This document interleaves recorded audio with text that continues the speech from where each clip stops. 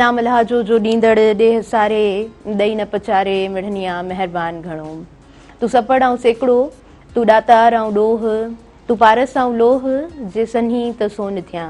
अस्सलाम वालेकुम व्यूअर्स, आऊं आहियां जी मेज़बान तारा जो ऐं प्रोग्राम साण खणी आऊं मौजूदु आहियां सुबुह महिरान। खोड़ सारियूं दुआऊं अव्हां जे लाइ, नेक तमन्नाऊं अव्हां जे लाइ। ऐं हर ॾींहुं जीअं अॼु बि मां उमेदु रखां थी त बिल्कुलु ठीकु हूंदव, ख़ुशि हुजो, आबाद हुजो, पंहिंजनि प्यारनि सां हुजो ऐं ॾींहं जो आगाज़ यकीनन ॾाढो ख़ूबसूरत अव्हांजो थियो हूंदो। ऐं सुबुह सुबुह जो वक़्तु बि ॾाढो ख़ूबसूरत हूंदो आहे, माना न चाहींदे बि सुबुह जो वक़्तु रिफ्रेशिंग थिए थो। निंड मां उथो था अव्हां ऐं पोइ वरी अव्हांजी किरत, अव्हांजा कम, हर कंहिंजो डिफरेंट स्कैजुअल ऐं हर कंहिंजा मुख़्तलिफ़ कमकार, हिकिड़ो सर्किल आहे जंहिंमें पाण पिया हलूं। मूं अॼु सोचियो पियो त माउ जो किरदारु केॾो अज़ीम थींदो आहे, माउ केॾी न ख़ूबसूरत हूंदी आहे, माउ औलाद खे केॾो न भाईंदी आहे। ऐं हिकिड़ो नंढड़ो किसो आहे त हिकु माउ जंहिंजो ॿारड़ो एॾो ख़ूबसूरत कोन हुयो बनिस्बत उनजे इर्द गिर्द जेके ॿारड़ा मौजूदु हुया। वरी उन माउ खां पुछो वञे थो त हाणे तूं ॿुधाए न चूज़ कर त कहिड़ो ॿारड़ो ख़ूबसूरत आहे, कहिड़ो ॿारड़ो सुठो आहे। त माउ पंहिंजो नंढड़ो ॿारु खणंदी आहे जेको हुनजो पंहिंजो हूंदो आहे ऐं उहा चवंदी आहे त न हीउ ॿारु ख़ूबसूरत आहे, यानी हुनखे पंहिंजो ई ॿारु ख़ूबसूरत लॻंदो आहे। Alva Edison, Thomas Alva Edison जी स्टोरी अव्हां सभिनीनि खे ख़बर हूंदी त उहो स्कूल में उन तरह उनजी एक्टिव प्रोग्रेस कोन हूंदी हुई। हिकु दफ़ो हुनखे हिकिड़ो बॉक्स मिले थो, हुनखे हिकिड़ो इनवेलप मिले थो ऐं उहो घरु खणी अचे थो, माउ हुनखे घर में विहारे छॾे थी। हाणे हुनखे स्टोरी बिहाइंड जेका स्टोरी आहे, पोयां जेका स्टोरी आहे उहो कोन थी ॿुधाए त स्कूलिंग जेका तव्हांजी आहे, एडमिनिस्ट्रेशन हिन लेटर में छा चयो आहे। ॿारु घरु वेही रहंदो आहे, माउ हुनजी तरबियत कंदी आहे ऐं उहो थॉमस एल्वा एडिसन जेको आहे उहो पहिरियों माण्हू हूंदो आहे जंहिं इलेक्ट्रिक बल्ब ठाहियो, जंहिंजे करे असां हिन रोशनीअ में वेठा आहियूं, जंहिंजे करे पाण रोशनीअ में सर्वाइव कयूं था। माना हिकु माउ जेकॾहिं सुठी तरबियत करे थी, सुठी तालीम ॾिए थी त पोइ केतिरा ई ॿार थॉमस एल्वा एडिसन जहिड़ा बणिजी सघनि था असांजी हिन सोसाइटी में। माउ जो किरदारु ॾाढो अज़ीम हूंदो आहे, माउ जो किरदारु अज़ीम अज़ल खां, शुरूअ खां मञियो वियो आहे ऐं माउ ई हूंदी आहे जेका बहितरीनु तरबियत ॾेई सघे थी ऐं बहितरीनु तरबियत करे सघे थी। यकीनन पीउ जो बि हिकिड़ो अहम किरदारु हूंदो आहे, पर घणे तादाद में ॿार वक़्तु माउ सां गुज़ारींदा आहिनि ऐं जेके वालिद हूंदा आहिनि उहे मुख़्तलिफ़ कमकारनि सां ज़रूरु ॿाहिरि वञनि था ऐं उन्हनि जो घणो टाइम ॿाहिरि गुज़रे थो।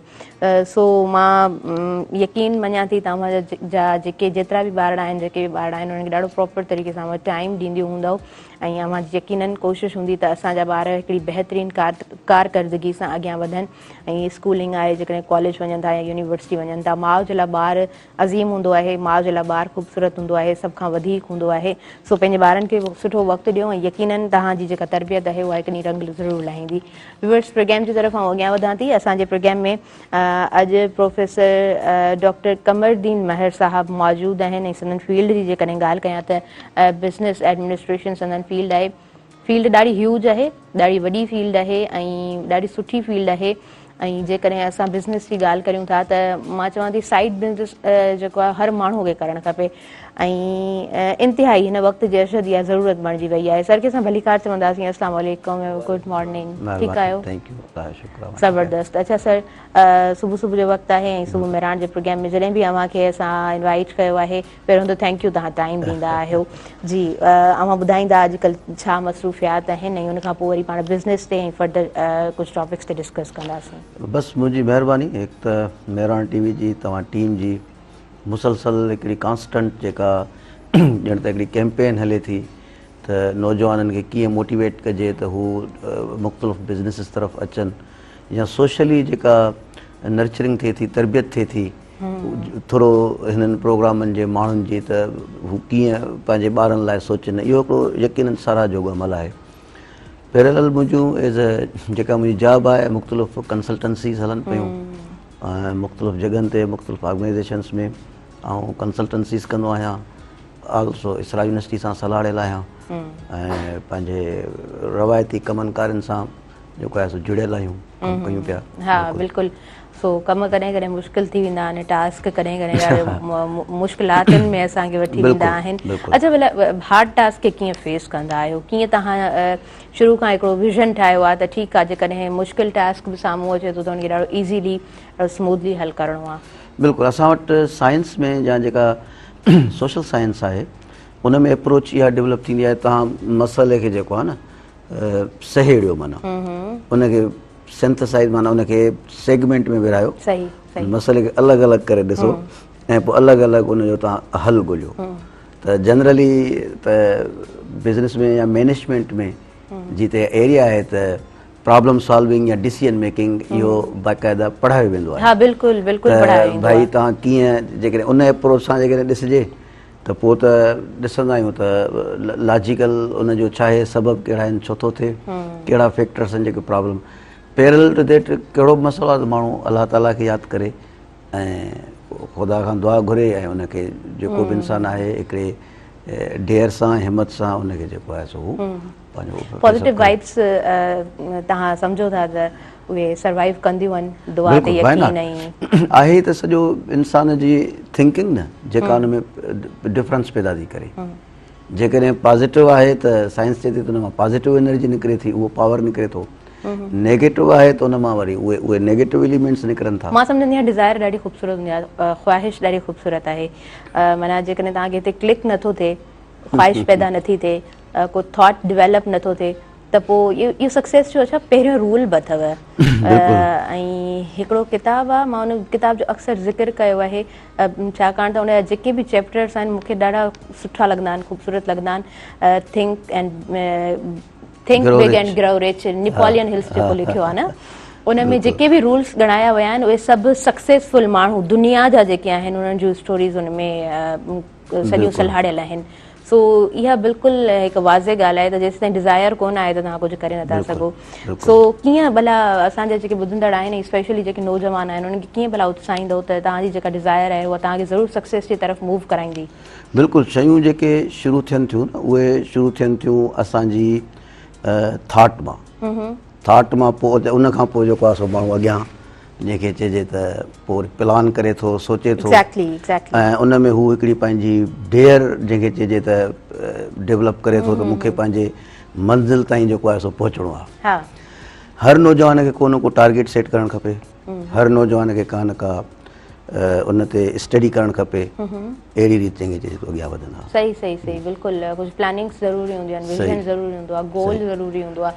अच्छा उनजी तरबियत सर छा था सम्झो थोरो अॼु रूट्स ते ॻाल्हाईंदासीं थोरो अॼु बुनियादनि ते ॻाल्हाइण आउं चाहींदसि अव्हां साण ऐं मां यकीन ॼाणा थी त अव्हां ॾाढो सुठे तरीक़े सां एक्सप्लेन करे सघो था त कैरियर काउंसलिंग केतिरी ज़रूरी आहे या कैरियर काउंसलिंग जो को ख़ासि इदारो असांजे हिन जनरेशन जे लाइ केतिरो अहम आहे ॾिसो नौजवाननि खे मुख़्तलिफ़ पंहिंजो इंस्टीट्यूशन सां राब्ते में अचणु खपे स्टडी करणु खपे ऐं उन्हनि मां जेको आहे सो उन्हनि खे सुठी ॼाण मिली सघे थी एक्ज़ैक्टली बिल्कुलु सही चओ पिया मतिलबु हिकिड़ो मेंटोर ज़रूरी आहे ठीकु आहे सर हाणे तव्हांजी फील्ड ते ई ॻाल्हाईंदासीं जी ऐं पैरेलल माना इहो आहे त ॻाल्हि जीअं तव्हां ॻाल्हि कई न डिज़ायर त असुलु शइ शुरू थिए थी डिज़ायर मां असांजे नौजवाननि खे जेके चइजे त अंदर में जेसि ताईं हिकिड़ी हू तड़प पैदा न कंदा न अॻियां न वधी सघंदा बाक़ी मां तव्हांखे हिकिड़ी ॻाल्हि मैडम ॿुधायां त असांजो जेको नौजवान आहे उहो टैलेंटेड आहे माना इन में मां तव्हांखे ॿुधायां त का बि एग्ज़ैजरेशन न आहे सिंध जो जेको नौजवान आहे उहो तमामु घणो टैलेंटेड आहे उनजा मिसाल मां तव्हांखे ॿुधायां त असांजा इलाही सारा ॿार स्कॉलरशिप्स वठी इटली वञनि था स्कॉलरशिप वठी पुर्तगाल वञनि था मुंहिंजो नौजवाननि सां इलाही सारो जंहिंखे चइजे त इंटरेक्शन रहे थो त जेका असांजे नौजवाननि में जेका शइ इलाही सारा ॿार CSS कनि था हूअं त हर इंसानु टैलेंटेड आहे ऐं हर इंसान खे पंहिंजा माण्हू वणंदा आहिनि पर असांजा जेके ॿार आहिनि असां जॾहिं ऑब्ज़र्व कयूं था त जंहिं बि मुक़ाबले ऐं कॉम्पिटिशन में लहनि था हू उते कामयाबी हासिलु कनि था त नौजवाननि खे सभ खां पहिरियों पंहिंजा टारगेट सेट करणु खपनि ऐं उन खां पोइ उन सां रिलेवेंट जेका इंफॉर्मेशन आहे त उन टारगेट ते कीअं पहुचजे का अहिड़ी ट्रेनिंग आहे को अहिड़ो हुनर आहे को अहिड़ो स्किल आहे अच्छा असां नंढड़ी बिस्मा जो ॾिसो केॾो वॾो हिकिड़ो मिसाल आहे जेको आहे ड्राइविंग जे दौरान जॾहिं ड्राइवर खे निंड अचे थी त एंटी स्लीपिंग ग्लासेस हाँ, हुन तयारु बिल्कुलु, कयो आहे। बिल्कुलु। नासा एतिरो वॾो इदारो आहे, हुन बिल्कुलु। हुनखे इनवाइट कयो।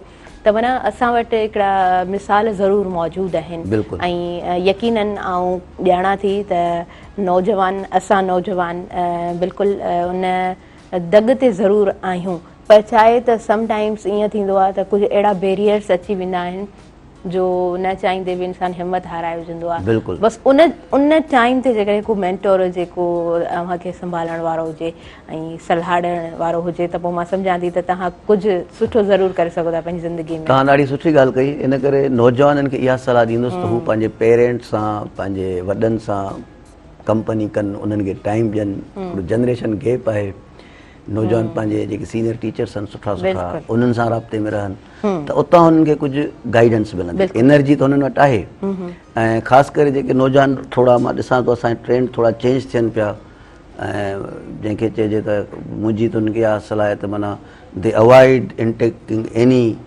Hazardous things. ॿार जेको आहे सो हुको वग़ैरह अहिड़ी शयूं पीअनि था, शीशो, इन्हनि खां उनखे अवॉइड करणु खपे। वॾड़नि सां हुनखे टाइम ॾियणु खपे। डेफिनेटली इन सां हुननि खे जेको आहे सो हिकिड़ो सुठो रस्तो मिली वेंदो। हा, हिकु सुठी मंज़िल ज़रूरु मिलंदी। बिल्कुलु, तव्हां बिल्कुलु सही चओ पिया। जी जी, इहा राब्तो जेको आहे न, जनरेशन टू जनरेशन कनेक्शन ज़रूरी आहिनि। वाह, हा, बिल्कुलु सही पिया चओ। मतिलबु जेकॾहिं इहो राब्ता साज़ी जेकॾहिं टुटे थी त उहो हुते ॾाढो वॾो मां सम्झां थी त हिकिड़ो गैप पैदा थिए थो। अच्छा सर, हुन खां अलावा तव्हांजी फील्ड ते आउं ॻाल्हाइणु चाहींदसि, पर थोरो आउं पंहिंजे व्यूवर्स सां वंडे वठां त सिंध यूनिवर्सिटी जूं दाख़िलाऊं बि हलनि पियूं, एडमिशन्स हलनि पियूं। अॼु लास्ट डेट आहे। सो जेके बि हिन वक़्तु नौजवान ॿुधनि पिया, जेके एडमिशन वठणु चाहिनि पिया, त अॼु जो ॾींहुं तव्हां वटि आहे। हा, मोस्ट प्रोबेबली ईअं ई थींदो आहे, हर साल ईअं थींदो आहे, जो डेट वधंदी आहे सिंध यूनिवर्सिटी जी डेट एक्सटेंड थींदी आहे त पोइ तव्हांखे हिकु ॿ ॾींहुं वधीक मिली सघे थो। पर अॼु जो जेको ॾींहुं आहे लास्ट काउंट करायो वियो आहे, सो तव्हां एडमिशन फॉर्म वञी करे फिल कराए सघो था ऐं जंहिं शोबे में तव्हांजो इंट्रस्ट आहे त तव्हां उहो सिलेक्ट कजो ऐं यकीनन हिकिड़ी पुरजोशी सां कोशिशि ज़रूरु कजो त तव्हां तालीम जे मैदान में अॻियां अचो। उनखां अलावा मां इसरा यूनिवर्सिटी जे हवाले सां बि अव्हां खां पुछणु चाहींदसि त छा एडमिशन प्रोसेस आहे ऐं थोरो थोरो इनकरेज कजो असांजा ॿुधंदड़ जेके बि आहिनि त कहिड़ो डिपार्टमेंट आहे जेको वधीक सूटेबल आहे ईंदड़ वक़्त जे लाइ, ईंदड़ फ्यूचर जे लाइ। माशाल्लाह, तमामु सुठो सवाल कयो आहे तव्हां। इसरा यूनिवर्सिटी हिकिड़ी सुठी यूनिवर्सिटी आहे। जी बिल्कुलु, जंहिंजो इलाही सारो कंट्रीब्यूशन आहे ॿारनि जी तरबियत में।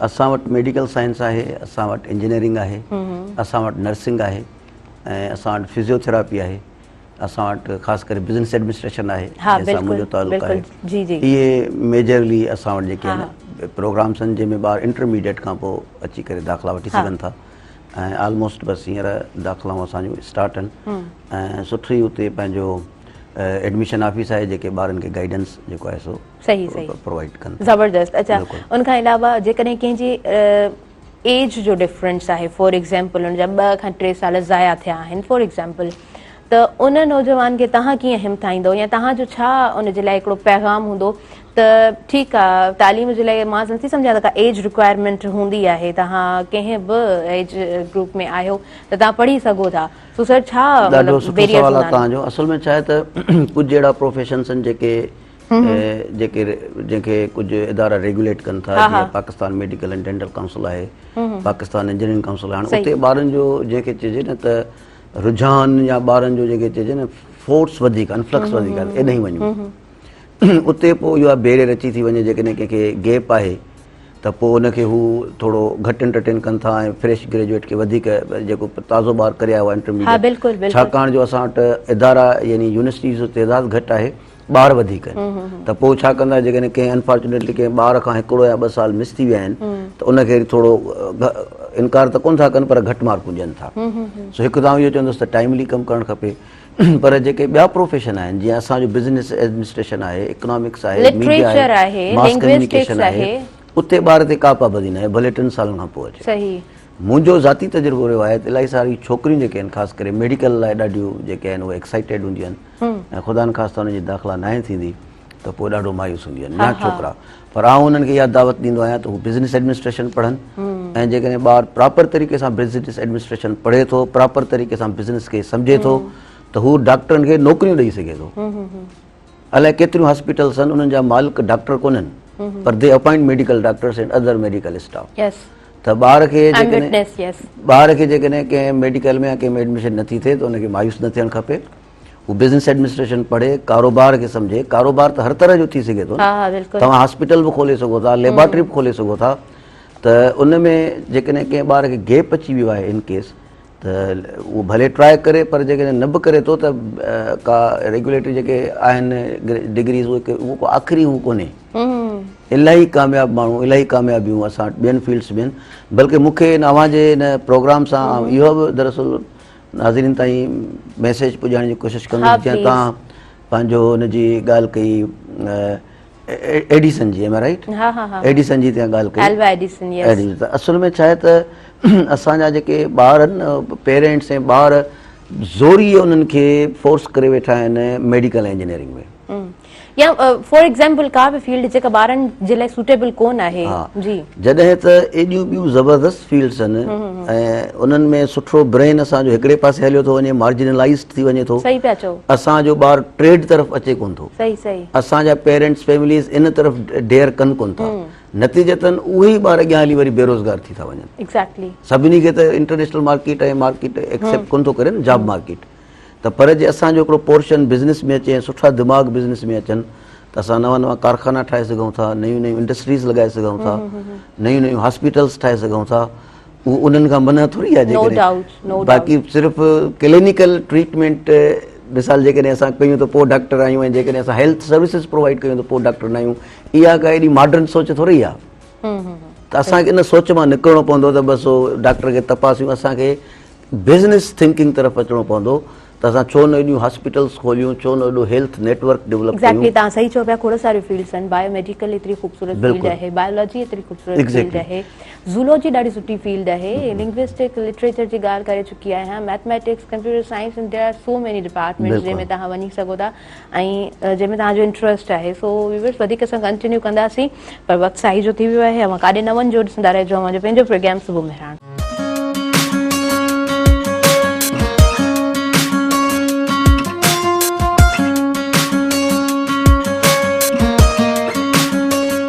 सभिनी ॾिसंदड़नि खे ऐं ॿीहर भली ख़ैरु चवंदसि असांजे पंहिंजे प्रोग्राम सुबुह मेहरान में।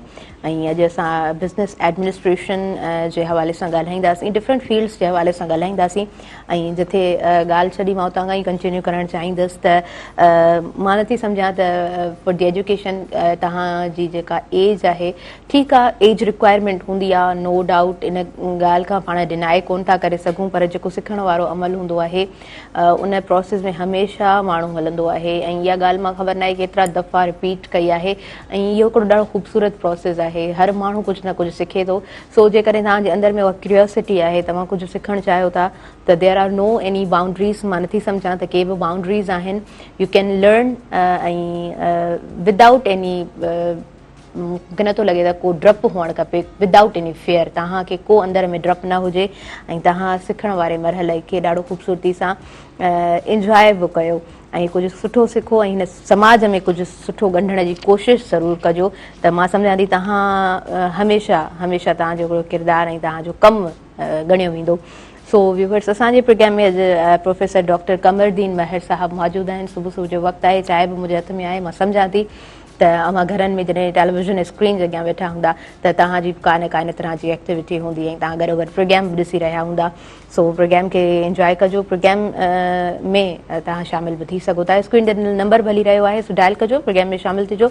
अच्छा सर, असां बिज़नेस जे हवाले सां बि ॻाल्हाईंदासीं ऐं सियारे जी मुंद। ऐं मां सम्झां थी त जॾहिं एग्ज़ैक्टली इहा ॻाल्हि बिल्कुलु सही बि आहे त जॾहिं मौसम चेंज थींदी आहे त तव्हां जा बिज़नेसिस जा आइडियाज़ बि जेको आहे न रीन्यू थींदा आहिनि। सो कीअं बिज़नेस करे सघिजे थो? सुठो सवाल आहे। सीज़नल बिज़नेस थी सघो था तव्हां, सीज़न टू सीज़न असां बिज़नेस थिए थो। अलाह जो शुक्र आहे त सिंध में माना अहिड़ी साइकिल आहे कारोबार जीअं बिज़नेस जी, जेकॾहिं असां हुनखे पिक करे वठूं न त असां थोरो मिसाल ईद उल अज़हा अचे थी, असां उन्हनि सीज़न्स में थोरो पाण एनिमल्स जो ट्रेड करे सघूं था। वरी मिसाल मुहर्रम शरीफ़ अचे थो, कैटरिंग वग़ैरह आहे। या मिसाल जीअं वरी सीज़न्स चेंज थियनि थियूं त वरी उन में नवां नवां क्रॉप्स ऐं नवां नवां फ़सुल माण्हू जेके आहिनि घरनि में बि विन करे सघे थो। त हींअर जेका मिसाल सीज़न आहे त सियारो अचे पियो त पोल्ट्री वग़ैरह जो मिसाल जेकॾहिं असां हिनखे कैटेगराइज़ कयूं पाण पंहिंजी कम्यूनिटी खे त हिकिड़ी थी वई रूरल विसिनिटी ऐं हिकिड़ी थी वई अर्बन।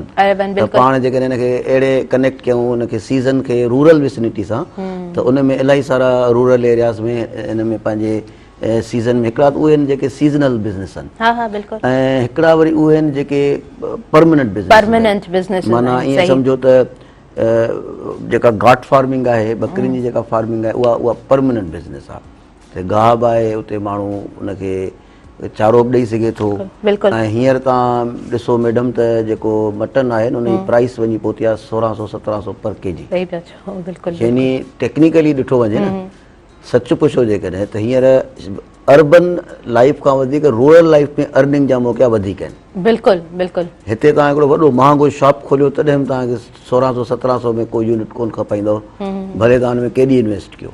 चवण जो मतिलबु इहो आहे त असांजा जेके रूरल कम्यूनिटीज़ आहिनि उन्हनि खे पंहिंजो इहो एडवांटेज बिज़नेस में हिकिड़ो हूंदो आहे कॉम्पिटेटिव एडवांटेज यानी मूंखे तव्हां खां वधीक कहिड़ी अहिड़ी स्किल आहे ॼाण आहे जेका हेल्प करे त असांजे जेके रूरल विसिनिटीज़ आहिनि एरियाज़ आहिनि उन्हनि खे जेका माण्हुनि वटि जेके एडवांटेज आहे उहो इहो आहे त they can I mean grow animals they can produce food खाधो पैदा करे सघनि था। मटन आहे चिकन आहे पोल्ट्री आहे एग्स आहिनि उन खां पोइ अॼुकल्ह त जेका माखीअ जी फार्मिंग थिए थी उहा हनी बी फार्मिंग आहे। इहो बि ॾाढो सुठो बिज़नेस आहे। यस ऐं असांजा बल्कि जेके हुनरमंद आहिनि इन ते बि हिकिड़ो तव्हांखे नंढिड़ो एनालाइसिस ॿुधायां त असांजूं औरतूं जेके आहिनि उहे वीचारियूं टोपियूं ठाहिनि थियूं उन्हनि में रिली ठाहिनि थियूं उन में उन्हनि जी अखियूं बि वञनि थियूं एतिरो उन्हनि खे व्यंजणा ठाहिनि थियूं प्रॉफिट बि कोन थो थिए। घणो जेको प्रॉफिट आहे उहो आहे इन में लाइव स्टॉक में या वरी मिसाल वेजिटेबल्स आहिनि त उते ॻोठनि में अलॻि अलॻि तरह जूं जेकॾहिं तव्हां सीज़न जी ॻाल्हि कयो था त अलॻि अलॻि तरह जूं वेजिटेबल्स जेको आहे उहो ग्रो करे सघनि था ऐं ज़रूरी न आहे त एकड़नि में आबाद कनि। चाइना में जीअं मॉडल हले थो त भई तव्हां घर जे ई कंहिं पासे में जेकॾहिं तव्हांखे थोरो प्लाट आहे त एतिरियूं वेजिटेबल्स उते ग्रो करे सघो था ऐं ॻोठनि में पट जो ऐं एतिरो नंढिड़ो एरिया मैनेज करण बि मसइलो कोन्हे त उन में उन्हनि जी पंहिंजी बि पूरी थींदी जेका नीड आहे ऐं गॾोगॾु जेका पोर्शन उनखे बचंदो प्रोडक्शन जो उहो सेल बि करे सघनि था। बल्कि ऐं अवां जे तवस सां मेहरान टीवी जे तवस सां NGOs खे इहा एडवाइस कंदुसि उन्हनि सां इलाही डिबेट बि रहंदी आहे त हू 15-20-25 ॻोठ गॾे नंढिड़ो हिकिड़ो उन्हनि खे होलसेल मार्केट ठाहे ॾियनि। इहो अमेरिका में आहे ऐं पाण ॾिसी आयो आहियां इहो इलाही जॻहियुनि ते आहे। उते छा थो थिए पोइ जीअं मिसाल तव्हां पंहिंजे घर में कुझु मुर्गियूं पालियूं तव्हां पंहिंजे घर में का बकरी पाली तव्हां पंहिंजे घर में का नंढड़ी सी वेजिटेबल जो को फसल पोखियो त तव्हां छा कंदो जो ईअं कोन थींदो त हाणे उन लाइ तव्हां वरी 500-700 रुपया 800 रुपया ॾियो ट्रांसपोर्ट जा तूं सिटी खणी अचो। बहितर आहे त उते ई नियर बाए किलोमीटर 2 किलोमीटर जे डिस्टेंस ते हुजे त मार्केट उते उतां अची करे माण्हू बाए कनि उनखे ॿुधायो वञे त ऑर्गेनिक इनखे ऑर्गेनिक फार्मिंग जो नालो बि ॾेई सघो ऑर्गेनिक फार्मिंग यस त भई असांजा जेके फूड्स आहिनि ऑर्गेनिक आहिनि माण्हू पाण पंहिंजे घर में ग्रो कनि था त यानी असल में हींअर छा थियो रिसेंटली लास्ट टाइम मां तव्हांखे ॿुधायां जेको टमाटो हो जेको 150 खां 200 रुपया किलो मिले थो हींअर प्रोबेबली उहो टमाटो सजावल वारे पासे 5 रुपया 6 रुपया किलो पे मिलियो अॼु खां जस्ट 5-6 महीना पहिरियों। हाणे उतां जेकॾहिं खणी अचनि उतां सजावल या जाति जे भर पासे मां किरायो एतिरो पियो अचे उन्हनि जो मैडम नतीजतन इलाही सारनि माण्हुनि उते जो उते सवे मण डंप करे छॾिया यानी उहा भाॼी मार्केट में पहुती कान। मिसाल तव्हां पैदा कया तव्हांजी लेट से प्रोडक्शन लथी कोई 50 मण या 60 मण या 40 मण हाणे जेकॾहिं उहा अचे थी न शहर ताईं त उनजो रेट एतिरो किरियल हो जो तव्हांखे माना हुन में बचत थिए कान पई। नतीजतन अलाए केतिरा मण जेका आहिनि वेजिटेबल ज़ाया थी वई त उते जेकॾहिं मार्केट हुजे या लोकल अहिड़ो को जो माण्हू एतिरो कास्ट बचाए करे अचनि हा त इहा फ़ाइदो ॾियां त सीज़नल जी तव्हां ॻाल्हि कई त सीज़न में जेके सीज़न जूं वेजिटेबल्स आहिनि उहे ग्रो कजनि ऐं कुझु फार्मिंग कजे ऐं हींअर इहा रवायती जी अॻे हूंदो हो न त अॻे इहा शइ सम्झी वेंदी त भई ॻोठ आहे हिकिड़ो या रूरल एरिया आहे उते इहे शयूं उतां जो हिकिड़ो कल्चर जो पार्ट आहिनि। हींअर मैडम इहा बिज़नेस आहे 350 रुपया आना डज़न आहिनि जेकॾहिं देसी आना वठो त 500 रुपया डज़न आहिनि। तव्हां मूंखे ॿुधायो त शहर में हिकिड़ो माण्हू खे 500 लाख कमाइण लाइ सॼो ॾींहुं महिनत करणी पवंदी हा हा त हू जेके 5 डज़न बि खपाइनि त डेली 2000 रुपीस थियनि हा था। हा बिल्कुलु बिल्कुलु त इहे शयूं सदियुनि खां असां पालींदा अचूं था, सदियुनि खां असांजे लाइफ जो पार्ट रहियूं आहिनि। पर हींअर जेकॾहिं इन्हनि में जंहिंखे चइजे त पंहिंजो इन्हनि खे ऑर्गनाइज़ बेस ते कयो वञे त हींअर इन्हनि जी शायदि आबादी वधण सां छा थियो आहे, उनजी डिमांड बि वधी आहे खाधे जी। तव्हां बिल्कुलु सही चओ पिया। ऐं इन जो ॿियो फ़ाइदो इहो आहे त असांखे ख़बर कोन आहे त असां जेको बि प्रोडक्ट्स जेके बि ॿाहिरां वठी अचूं पिया त उहे केतिरियूं हार्मफुल आहिनि। बिल्कुलु इहो हिकिड़ो वॾो क्वेश्चन आहे ऐं WHO जी इन जे पोयां वॾी थ्योरी बि आहे, इन जे पोयां वर्ल्ड हेल्थ ऑर्गेनाइज़ेशन जी हिकिड़ी रिसर्च बि आहे त असां जेको बि खाधो खाऊं पिया उहो सिहत जे लाइ ठीकु आहे, हिकिड़ो तवानाई त इंसान खे घुरिजे थी, पर तव्हांजी हेल्थ डिस्ट्रॉय बि थिए थी, तव्हांखे खोड़ सारा नुक़सानात बि थियनि था। इहो मां नथी चवां, या वर्ल्ड हेल्थ ऑर्गेनाइज़ेशन जी रिसर्च चवे थी। त इन्हनि नंढनि नंढनि बिज़नेसिस सां असांखे एतिरो फ़ाइदो थींदो जो असां पाण ई उन्हनि शयुनि खे ॾिसंदासीं, पाण ई उन्हनि शयुनि जी केयर कंदासीं। ऐं वरी जॾहिं तव्हां सेल कयो था त घर में बि तव्हां उहे शयूं वापरायो था त तव्हांजी हेल्थ बि सुठी रहंदी। इवन मिल्क पाण वठूं था, गोट मिल्क असांखे सही कोन थो मिले, या काउ मिल्क असांखे प्रॉपर तरीक़े सां कोन थो मिले, उनमें काफ़ी सारा केमिकल्स ऐड थियल ऐं पाउडर चांवरनि जो पाउडर ऐड थियल, ऐं पोइ वरी उहो असांजे घरनि में अचे थो। ऐं जॾहिं बॉइल कंदा आहियूं त असांखे ख़बर पवंदी आहे त केतिरो हार्मफुल असांजे लाइ आहे ही खीर। पर पोइ बि पाण सभु जेको आहे सो उन ई खीर खे वापरायूं था, उन ई खीर खे पाण पीऊं था, त इहे कुझु प्रॉब्लम्स ज़रूरु आहिनि। अच्छा, ॿी ॻाल्हि तव्हां ॾाढी सुठी ॻाल्हि कई, इहो बि हिकिड़ो अलॻि टॉपिक आहे त जेके औरतूं हुनरमंद औरतूं आहिनि, जेके एप्लिक वर्क कनि थियूं, भर्थ भरनि थियूं, टोपियूं ठाहिनि थियूं। मां कल्ह ई हिकिड़ी वीडियो ॾिठी आहे जेका असांजे भर वारे मुल्क जी आहे। उन में हिकिड़ी लेडी आहे, उहा ॿुधाए थी त मां शादी करे जॾहिं आयसि पंहिंजे साहुरनि में त पोइ मूंखे पंहिंजे हस्बैंड ॾाढो इनकरेज कयो त तूं कमु करे सघीं थी ऐं ॾाढो सुठे तरीक़े सां कमु करे सघीं थी। उन खां पोइ मूं कमु करणु शुरू कयो, आस पास जी औरतुनि खे मूं गॾु कयो ऐं उन्हनि मूंसां गॾु कमु कयो। पोइ असांखे जेको आहे सो पंहिंजे ई मुल्क जी हुकूमत सपोर्ट कयो ऐं उन्हनि खे मशीन्स वग़ैरह ॾिनियूं वयूं। ॾाढो बहितरीनु उन्हनि जो बिज़नेस हले थो ऐं अमेरिका, लंडन, जर्मनी, फ्रांस ऐं ईरान ताईं उन्हनि जो जेको आहिनि उहे प्रोडक्ट्स वञनि थियूं। यानी उहे जेको बि हुनर पंहिंजो उन्हनि जे हथ जो हुनर आहे, बैग्स वॉट एवर जेको बि ठाहींदी, उहो ॿाहिरि फ़रोख़्त उनजी थिए थी। चवण जो मक़सदु त असां वटि सही प्लानिंग बि कोन आहे। अच्छा, मां इहो तव्हां सां डिस्कस करणु चाहींदसि, छाकाणि तव्हांजी बि हिकिड़ी सुठी रिसर्च आहे, तव्हांजो बि हिकिड़ो सुठो कमु आहे, त तव्हां छा था सम्झो जेकॾहिं असां वटि सही प्लानिंग हुजे, असांखे गवर्नमेंट सपोर्ट करे त केतिरो फ़ाइदो थी सघे थो उन्हनि औरतुनि जे लाइ जेके हथ जो हुनर कनि थियूं? बिल्कुलु, तमामु तमामु सुठो सुवालु कयो आहे तव्हां। असुल में सभ खां पहिरीं तव्हांखे ॿुधाईंदो हलां त जेको हथ जो हुनर आहे उनजी दुनिया जी मार्केट में डिमांड तमामु घणी आहे। उन में छड़ो पंहिंजो भर्थ न आहे पर लेदर जूं शयूं बि आहिनि। थ्रू आउट पाकिस्तान ॾिसंदासीं त असांजो मुल्क अहिड़ो बहितरीनु मुल्क आहे त हर मुल्क जे हिसे में को न को अहिड़ो नायाबु कमु थिए थो जो ॾिसी माण्हू ब्रास आहे, उन ते पितल ते कमु कनि था। त हिकु त माना असां वटि हिकिड़ो ठीकु ठाक जंहिंखे चइजे त सबस्टेंस मौजूदु आहे। यानी असां वटि हर मुल्क जे सेगमेंट में पोर्शन में माण्हू आहिनि जेके तव्हांखे कई तरह जूं गारमेंट्स खां वठी रांदीकनि खां वठी हैंडीक्राफ्ट्स खां वठी माना तव्हांखे शयूं ठाहे। असुल प्रॉब्लम आहे मैडम जेका असां बिज़नेस चवंदा आहियूं सप्लाई चेन। यस, यानी जंहिं माण्हू ठाहियो नंबर 1, हिकु त उनजी डिमांड आहे या न आहे, हाणे उहा एंड यूज़र ताईं कीअं पहुचे शइ, ठीकु आहे न। हाणे उन में मुंहिंजी इहा एडवाइस आहे त नंबर 1 जेके यूनिवर्सिटीज़ जा स्टूडेंट्स जेके आहिनि उन्हनि खे असां पाण हींअर सोचियूं पिया त इसरा में इहो कमु कंदासीं। हिकु त उनखे फील्ड वर्क ॾिनो वञे। नंबर 1, असांजो ॿार जीअं यूनिवर्सिटी में अचे थो, अंदरि यूनिवर्सिटी में ई वेठो आहे, उते ई किताब पढ़ी निकिरे थो। रियल लाइफ जेको असांजो जीनियन जेको मार्केट आहे उनजो एक्सपोजर उनखे तमामु घटि आहे। पोइ वरी अलॻि मसइला थियनि था तो जॉब मार्केट में उनखे अंदरि वञण में काफ़ी ॾुखियाई थिए थी, वरी उते एडजस्ट करण में ॾुखियाई थिए थी। त लिहाज़ा ॿार अहिड़ो प्रोजेक्ट खणनि जो हू पंहिंजी एरिया जा जेके उन में हुनरमंद माण्हू आहिनि उन्हनि जा ग्रुप्स ठाहिनि, उन्हनि खां उहो हुनर उतां फ्री में वठनि, उन्हनि जा एग्ज़िबिशन्स लॻाइनि, इंडस्ट्री सां कम्युनिकेशन कनि, हिकिड़ो ब्रिज जो कमु कनि यूनिवर्सिटीज़। जेको दुनिया में थी रहियो आहे ऐं यूनिवर्सिटीज़ जो इहो ई किरदारु हींअर असांखे खपे थो। त उते छा थींदो जो तव्हां जेके मिसाल सवन जे तइदाद में माण्हू टिड़िया पकड़िया पिया आहिनि उहे नंबर 1 अची सभु यूनिवर्सिटी में जमा बिल्कुलु बिल्कुलु उते उन्हनि जो कमु बि ईंदो, उन कम खे यूनिवर्सिटी एग्ज़िबिट करे, यूनिवर्सिटीज़ जा ॿारनि खे बि ख़बर पए, ॿार बि यूनिवर्सिटीज़ बि ॾिसनि तहक़ीक़ कनि त इन कम खे असां मज़ीद दुनिया जे तक़ाज़ाउनि मुताबिक़ कीअं ठाहे सघूं था। इहो रोल मिसिंग आहे दरअसल, इहो कमु माना थिए कोन थो। जेको ॻोठ में माण्हू वेठो आहे या जेको असांजो रूरल हुनरमंद वेठो आहे उहो मिसाल पंहिंजे लेखे वेठो आहे बसि, जेको यूनिवर्सिटी में माण्हू वेठो आहे उहो वरी पंहिंजे लेखे वेठो आहे। सम्झो था, जेको ख़रीदार आहे असां सप्लाई चेन न हुजण जे करे मूं तव्हांखे पहिरियों ॿुधायो त असांजो करोड़े रुपयनि जा फसल ज़ाया थी विया, भाॼियूं ज़ाया थी वियूं। छाजे करे त जेकॾहिं मार्केट में खणी थो अचां, मुंहिंजो टोटल प्रोडक्शन आहे 15 मण 20-25 मण, ओतिरो त मूंखे किरायो अची थो वञे। सम्झो था त यूनिवर्सिटी हिकिड़ो हज़ारनि जे तइदाद में उते माण्हू पढ़नि था, हज़ारनि जे तइदाद में प्रोफेशनल्स वेठा आहिनि, त उन्हनि खे घुरिजे त एनालाइज़ कनि त उन्हनि जे एरिया में कहिड़ा कहिड़ा हुनरमंद माण्हू वेठा आहिनि। उहे कंहिं ॿी दुनिया जा माण्हू त कोन्हनि न, पंहिंजे ई धरती जा माण्हू आहिनि, त राब्ते जी खोट घटिताई छो आहे? नतीजतन जेको हुनरमंद माण्हू वेठो आहे उनजे कम खे प्रोजेक्शन कोन थी मिले। पंहिंजे कम खे पंहिंजे हुनरमंद माण्हू खे प्रोजेक्शन केरु ॾींदो? असीं ॾींदासीं न, ओन असीं कंदासीं न।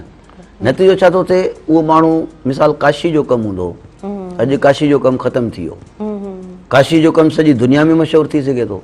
खेसनि जो कमु हूंदो, अॼु खेसनि जो कमु ख़तमु थी वियो। Absolutely right. इलाही सारा काठ जा जेके आला नादिर नमूना हूंदा उहे आस्ते आस्ते जेके उन तरह जा कम थींदा रूरल हुन में। छाजे करे त सप्लाई चेन कान्हे, असांखे आइडेंटिफाई करणु खपे त कहिड़ा कहिड़ा कम असांजे एरिया में थियनि था, कहिड़ियूं कहिड़ियूं जंहिंखे चइजे त सोवेनियर्स थियनि था। खैर घोटकी जा तव्हांखे पेड़ा मशहूरु मिलंदा, शिकारपुर जो आचार मशहूरु मिलंदो, त यूनिवर्सिटीज़ खे पंहिंजी इन्हनि प्रोडक्ट्स खे खणी नंबर 1 इहा तहक़ीक़ करणु खपे त इन्हनि खे अञा बहितर कीअं ठाहे सघूं था।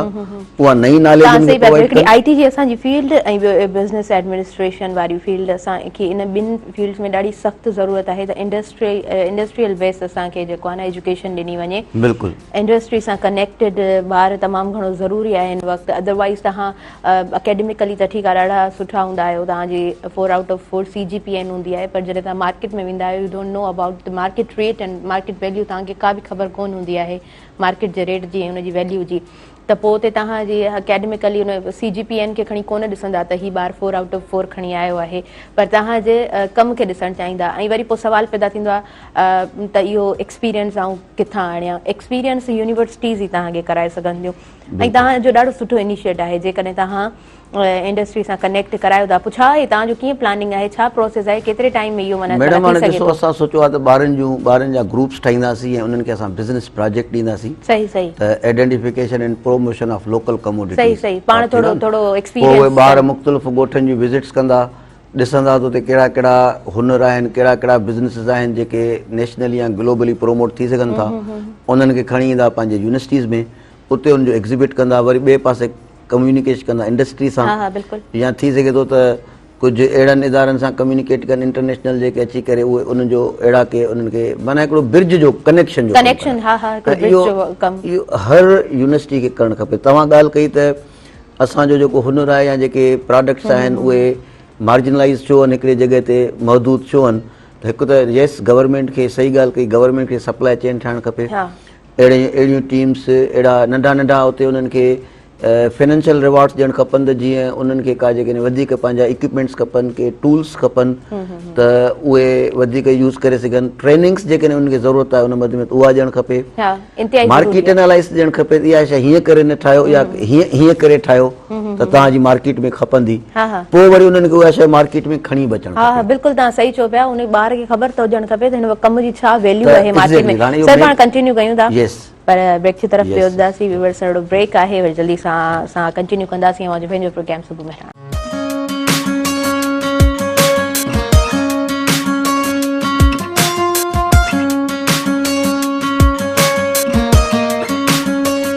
त सभिनी ॾिसंदड़नि खे आऊं ॿीहर भली कार चवां थी अॼु पंहिंजे प्रोग्राम सुबुह महिराण में नंढो ब्रेक हो ऐं ब्रेक खां पोइ असां वापसि अची चुका आहियूं। जेका ॻाल्हि ॿोल हले पई हुन जे बारे में असां हाणे थोरो वंडींदी हलां त असांजो मार्केट रेट छा आहे या मार्केट जी पोज़ीशन छा आहे, पूरो मार्केट कीअं हलंदो आहे, स्टूडेंट खे ख़बर कोन हूंदी आहे। ॿार वेही किताबनि जे थ्रू पढ़ंदो रहंदो आहे, यूनिवर्सिटी क्लास वठंदो आहे, उन खां पोइ हुनजी रिज़ल्ट ईंदी आहे ऐं जॾहिं उहो वेंदो आहे किथे अप्लाई करणु त उनखे को एक्सपीरियंस कोन हूंदो आहे। उनजे पोयां रीज़न इहो हूंदो आहे त यूनिवर्सिटीज़ जेके आहिनि नो डाउट ॾाढा सुठा उस्ताद मौजूदु आहिनि, पर इंडस्ट्री सां कनेक्टेड कमु न हलंदो आहे।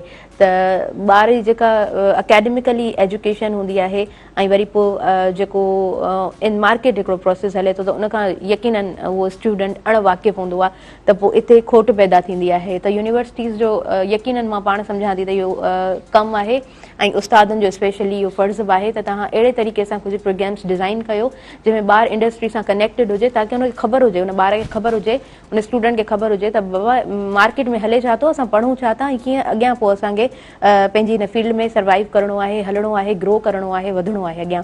जी sir please over to you, तव्हां हाणे थोरो वधीक कंटिन्यू कंदा। बिल्कुलु इन्हनि शयुनि खे पाण बयानु पिया कयोसीं त हिकु त ॿार जेकॾहिं इन ख़ुदा न ख़ास्ता उन्हनि जी कंहिं सुठे डिसिप्लिन में दाख़िला नथी थिए मेडिकल या इंजीनियरिंग में, त बिज़नेस तरफ़ बि अचनि। सही। ॿियो वरी पाण इहो पिया कयोसीं त जेके सीज़नल ट्रेड्स आहिनि उहे प्रोमोट थियणु खपनि, जेके असांजूं रूरल कम्यूनिटीज़ आहिनि उहे पंहिंजा जेके उन्हनि खे जेके नेचुरल एडवांटेजिस आहिनि उन तहत हू पंहिंजा कमु कंदा रहनि।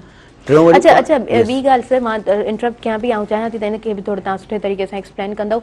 असां वटि लाहौर में या पंजाब में मोस्ट प्रोबेबली हर घर में कुझु न कुझु यूनिक कमु कयो वञे थो ऐं नो डाउट असांजी सिंधी फैमिलीज़ में त हूअं ई हुनर जो कमु हलंदो रहंदो आहे। हर ॻोठ में ॾिसो, हर वस्ती, हर वाहण, हर घर में औरतूं ॾाढियूं हुनरमंद आहिनि, ॾाढियूं महिनती आहिनि, ॾाढियूं सगारियूं औरतूं आहिनि जेके कमु कंदियूं आहिनि, पर उन्हनि खे वरी उहो ई मार्केट सां उन्हनि जी मार्केट जी वैल्यू उन्हनि खे ख़बर कोन हूंदी आहे। त माना भला मिली करे कीअं कमु करे सघिजे थो, इन हवाले सां तव्हांजो छा आइडिया आहे? एग्ज़ैक्टली, ॾाढी तव्हां सुठी ॻाल्हि कई आहे। इनखे असां चवंदा आहियूं बिज़नेस में सप्लाई चेन। जी, यानी प्रोड्यूसर जेको माण्हू शइ ठाहे रहियो आहे, उन खां पोइ जेको माण्हू उतां जेके चइजे त मिडलमैन, इंटरमीडिएट या मिडलमैन, उहो पर इन में छा आहे त हिकिड़ो हूंदो आहे डिसऑर्गनाइज़ ऐं हिकिड़ो हूंदो आहे ऑर्गनाइज़। हिन वक़्तु डिसऑर्गनाइज़ आहे, उहो ईअं आहे त जेका उनजी क़ीमत मुक़ररु थिए थी उहा मां पंहिंजी मर्ज़ी ते थो कयां।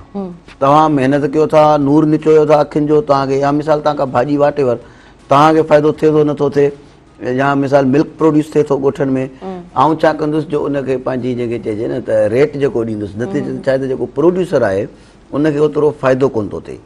पोइ मां अॻियां केॾां पिया थो जेके कहिड़ी ऑर्गनाइज़ सप्लाई चेन जो मतिलबु आहे त हिते गवर्नमेंट जेका आहे उहा या कोई ॿिया कम्यूनिटीज़ ऑर्गनाइज़ेशन्स इंटरफेयर कनि ऐं पोइ हिकिड़ो जेके असांजूं एरियाज़ में जेके शयूं पैदा थियनि थियूं सेगमेंट वाइज़ उहे वॾी क्वांटिटी ते पैदा कनि। जेकॾहिं केरु मुर्गियूं पाले थो, जेकॾहिं केरु जानवर पाले थो, त कोशिशि करे त उन्हनि जो ग्रोथ या उनजी पैदावार जी प्रोडक्शन लेवल वधाइनि, पोइ वरी उनखे उहो रेट बि ॾियनि। ईअं न त माना उनखे चिथे करे रेट ॾियनि। ऐं ॿिए नंबर ते नंढा नंढा उते मार्केट्स ठाहे सघजनि था, रूरल मार्केट्स ठाहे सघजनि था, या फार्मर्स मार्केट ठाहे सघजनि था। छाजे करे त अहिड़ा मार्केट न हुजण जे करे जेको फार्मर आहे उहो कहिड़ी बि शइ जेकॾहिं पैदा करे थो, या त उनखे मिडलमैन वटि वञी करे पंहिंजो नुक़सानु खणणो पए थो, या वरी जेकॾहिं पाण डायरेक्ट अचे थो वर्टिकली शहरनि तरफ़ ॻोठां, त उते वरी उनखे किराया भाड़ा एतिरा अची वञनि था जो उनखे बचति कान थी थिए। त इन में मूं इहा पे अर्ज़ु कयो, हिकु त ऑब्वियसली गवर्नमेंट त इन्हनि रूरल ट्रेड्स खे ऐं रूरल जेके असांजा बिज़नेसिस आहिनि, जीअं तव्हां ॻाल्हि कई त लाहौर में घर घर में कारोबार आहे, त असां वटि बि थी सघे थो। असां वटि ॻोठनि में कुछादा पट आहिनि, कुछादियूं शयूं, पर थिए कहिड़ी रीति, थियण खां पोइ केॾांहुं वञे, इहे सवाल आहिनि पंहिंजी जाइ ते। ऐं न थियण जे करे जेको असांजो नौजवान आहे उहो पोइ नशे ते लहे थो, पान बीड़ी खाए थो, इहे अलॻि हिकिड़ा ॿिया सोशल असां इलनेसिस में हलिया वञूं था। इहे बि चैलेंजिस आहिनि। ॿिए नंबर ते मूं इहा पे एडवाइस ॾिनी त असांजे सिंध जे हर शहर में सुठियूं सुठियूं यूनिवर्सिटीज़ आहिनि, उते जेकॾहिं ॿार अहिड़ा प्रोजेक्ट्स खणनि जीअं असां हींअर सोचे रहिया आहियूं, त उहे वरी पोइ डायरेक्ट इहो रोल प्ले कनि। उहे उतां जे ॿार आइडेंटिफाई कनि, उन्हनि खे गाइड कनि त हू थोरो वॾे पैमाने ते न कम कनि, उन में जिदत कीअं पैदा कजे, इहे उन्हनि खे कुझु तरीक़ा ऐं बहितरियूं उन्हनि खे ॾसनि, सेखारनि। इवन ईअं बि थी सघे थो त यूनिवर्सिटीज़ जेको आहे गवर्नमेंट खां कुझु नॉमिनल फीस वठी उन्हनि माण्हुनि खे जेके भाॼियूं पोखनि था, जेके हथ जो हुनर जो कमु कनि था, या जेके अहिड़ा ॿिया अनेक क़िस्म जा हू पंहिंजा रूरल बेस कारोबार कनि था, त यूनिवर्सिटीज़ इहो बि रोल प्ले करे सघनि थियूं त उन्हनि खे ट्रेनिंग ॾियनि त जीअं हू उनखे अञा बहितर ऐं मार्केट ओरिएंटेड बनाए। हा हा बिल्कुलु। ॿिए नंबर ते यूनिवर्सिटीज़ इहो बि करे सघनि थियूं त उन्हनि जे कम खे उतां खणी करे अंदरां सिटीज़ में खणी वञनि या ल्यूक्रेटिव मार्केट। सही पिया चओ तव्हां, बिल्कुलु सही चओ पिया। अच्छा सर, मां हिकिड़ो सवाल तव्हां खां करणु चाहियां थी। जेकॾहिं तव्हांखे यूनिवर्सिटी जे अंदरि हिकिड़ी अथॉरिटी मिले थी, like wise chancellor for example तव्हांखे ठाहियो वञे थो, तव्हां कहिड़ियूं कहिड़ियूं चेंजिस आणींदव यूनिवर्सिटी जे फ़ाइदे जे लाइ ऐं ॿारनि जे फ़ाइदे जे लाइ, स्टूडेंट्स जे फ़ाइदे जे लाइ? ॾिसो, जेका मेजर शइ आहे जेका दुनिया में मूं ॾिठी आहे उहा इहा ई ॾिठी आहे त माण्हू क्लास वर्क सां गॾोगॾु फील्ड वर्क बि करे, ऐं ॿिए नंबर ते जेको टेक्निकली जेको यूनिवर्सिटी जो रोल आहे उहो इवन जेका higher education commission of Pakistan में चए थी त जेको तव्हां ॿारनि खे कोर्स में पढ़ाए रहिया आहियो 30% तव्हां उहो पढ़ायो जेको तव्हांजी लोकल इंडस्ट्री जी नीड आहे। हा बिल्कुलु बिल्कुलु। ईअं न आहे त जेको वेस्टर्न हार्थोन जेको अमेरिका में थी रहियो आहे मां वेही उहो ॿारनि खे हिते पढ़ायां। त सभ खां पहिरियों त मुंहिंजी इहा डिज़ायर आहे त असांजा जेके यूनिवर्सिटीज़ आहिनि उहे पंहिंजा जेके लोकली जेके उन जा ट्रेड ऐं कारोबार थियनि था, लोकल कम्यूनिटीज़ जेके रहनि थियूं, उन्हनि जूं नॉलेज वाइज़ डिमांड्स छा आहिनि, छो त यूनिवर्सिटी जो फंक्शन आहे, यूनिवर्सिटी नॉलेज जनरेट कंदी आहे। सही सही। सम्झो न, यूनिवर्सिटी ईअं सम्झो त नॉलेज सेंटर आहे। हा, नो जेका डाउट, तव्हांखे नवां नवां स्किल्स ॾसींदी, नयूं नयूं जेके चइजे तव्हांखे हू पंहिंजो ॾींदी, हल ॾींदी, सॉल्यूशन्स ॾींदी कंहिं मसइले जो। त मेजरली इहो आहे त असां कनेक्ट कयूं पाण खे पंहिंजी लोकल इंडस्ट्री सां, ऐं उते असां वटि नई नॉलेज कान थी वञे। असांजी बैंगल इंडस्ट्री आहे हैदराबाद में, चूड़ियुनि जी इंडस्ट्री आहे, सालनि खां क़ाइमु आहे। कंहिं वञी करे उते तकलीफ़ कान कई आहे त जेको चूड़ियूं ठाहे थो ऐं सॼी दुनिया में मशहूरु आहिनि, पाण थियूं आहिनि। पंजाब खां के दोस्त अचनि था, असांजा प्रोफेसर साहिब इंडिया ऐं हैदराबाद